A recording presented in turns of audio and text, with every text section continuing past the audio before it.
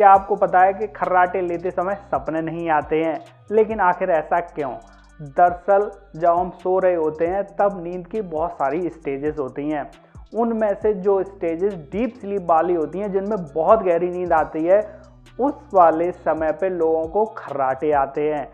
अगर आप उस समय खर्राटे ले रहे हैं या नहीं ले रहे हैं, वहाँ आपको सपने आएंगे ही नहीं। जो सपने आते हैं वो नींद की आखिरी स्टेज में आते हैं, जिसको कि REM कहा जाता है, रैपिड आई मूवमेंट। और इस समय आंखों के मूवमेंट के अलावा दिमाग का भी मूवमेंट बहुत तेज़ी से हो रहा होता है, और इसी दिमाग की उधेड़-बुन की वजह से हमको सपने आते हैं। और इन सपनों का खर्राटों से किसी भी प्रकार का कोई कनेक्शन नहीं है।